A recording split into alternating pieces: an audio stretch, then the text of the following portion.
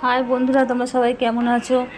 মহলার আগের দিন আমি শ্যামবাজার গেছিলাম ঠাকুরের কিছু কাপড় কিনবো বলে। 8 পিস কাপড় কিনবো, একটু বড় সাইজেরই কাপড়, মানে এই সাইজটা যে দেখাচ্ছি তার থেকে আর একটু বড়। মানে দাম শুনে আমার মাথা ঘুরে গেছে, 450 টাকা।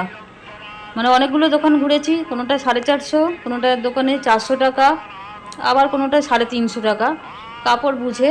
কিন্তু মোটামুটি 400 টাকা থেকে 450 টাকার মধ্যে ওই বড় সাইজের কাপড়গুলো ঠাকুরের। মানে এতটা কিভাবে দাম হতে পারে? 200 250 এই অবধি ঠিক আছে, মানে 450 টাকা 500 টাকা চাইছে, এটা মানে অত্যাধিক। এতটা এতটা অত্যাধিক বাড়াবাড়িটাও ভালো না, সব কিছুর একটা লিমিট থাকে। তাই ভাবলাম দরকার নেই, 1 মিটার কাপড় কিনবো। এই কাপড়টা তোমাকে দেখালামই প্রথমেই।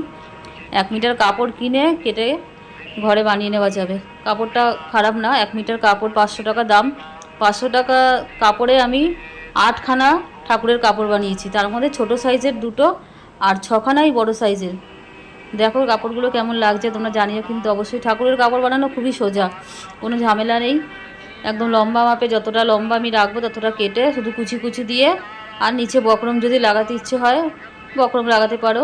একটু আর কি ফোলা ফোলা থাকে, ভালো লাগে, নাও লাগানো যায়। দেখো কেমন লাগে জানিও কিন্তু।